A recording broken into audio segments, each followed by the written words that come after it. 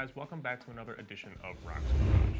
I'm your host Dan, and on today's episode we're going to be installing part number LGT-B12, which is the plunger style brake option for the Yamaha Drive2. Now we're going to be installing that along with the LGT-401L. Now before we get started, let's take a look at everything that comes in that kit and the tools we're going to need to perform the installation. Now when you open up your kit, you're going to find your brake switch itself, and like I mentioned before, this is a plunger style brake switch. You're going to have your harness connection. You're going to have your brake time delay. You're going to have your brake line post extension, a set of hardware, and of course the brake line bracket. And now that we've taken a look at all the parts, let's take a look at the tools we're going to need to perform the installation. Now, as always, before we get started, we just want to go over a few safety precautions. First, we're going to turn the cart off, and then if we have an electric cart, we're going to flip the tow run switch to the tow position. Now, because we're going to be working with the braking system, we're not going to engage our parking brake, but we are going to chock both of our rear wheels to keep the cart from moving forward. Once that's done, we can go ahead and peel back the floor mat on the driver's side of the cart to reveal the access panel for the braking system. So all you need to do is take your flathead screwdriver and rotate it a little bit to get the center pin to pop up, and then you can go ahead and pull the whole clip out.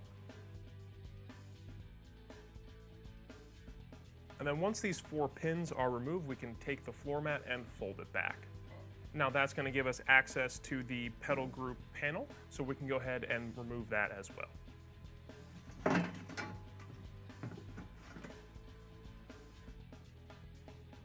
So then once our access panel is removed, we can go ahead and remove the pin that holds the brake cables to the pedal assembly. There's a cotter pin on the back of the pin itself, so we're going to pull the cotter pin out, and then this should just push right out.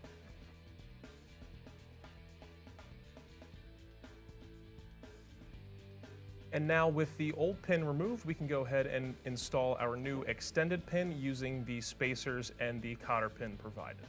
Now, in order to get the new extended pin installed, we are going to have to go underneath of this spring. It also might help you to remove this spring if it's really in the way, but you can move the spring up and down to allow you to install the pin properly. And we're going to push that all the way through. And then I'm going to install the spacers on the back side of this and put the cotter pin in the hole.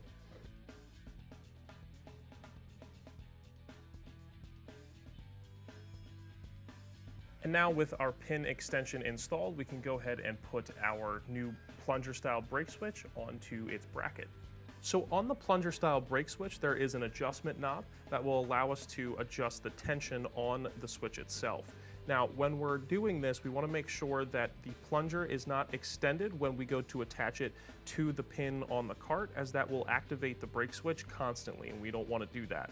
We want to have the brake switch activate once the pedal is depressed. So we're going to go ahead and start somewhere in the middle. It's going to take a little bit of fine tuning once we get everything plugged back up, but we're going to start somewhere in the middle, and we're going to go ahead and install it onto the bracket.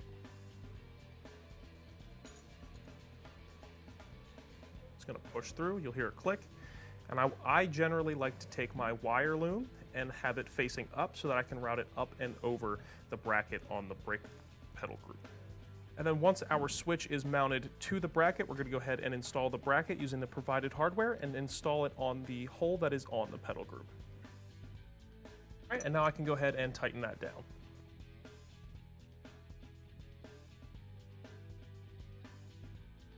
So now that our bracket is attached to the pedal group, we can go ahead and install our spring onto the extended pin.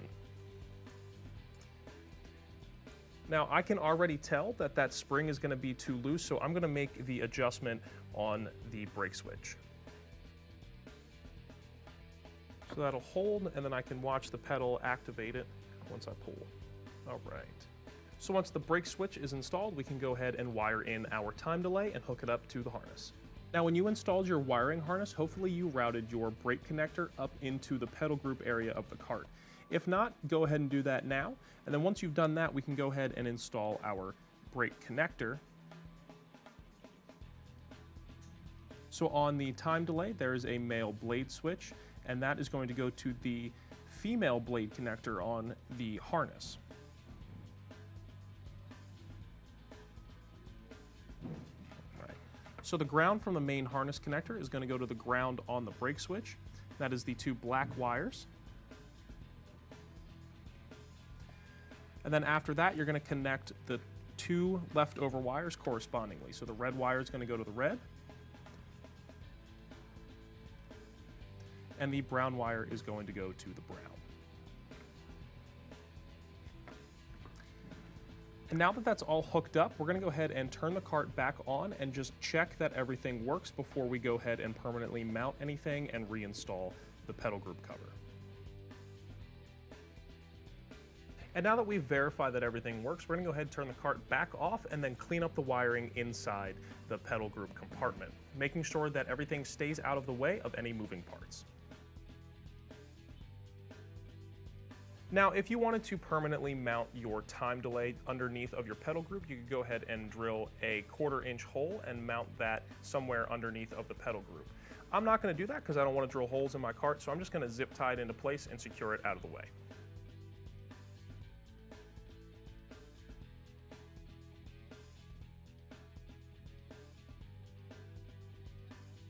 And then once your wires are secure and out of the way, you can go ahead and reinstall your access panel and reinstall your floor mat.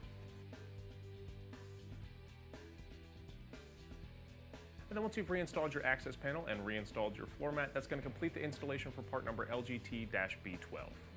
Thanks for watching this episode of Rock's Garage, and I'll see you guys next time.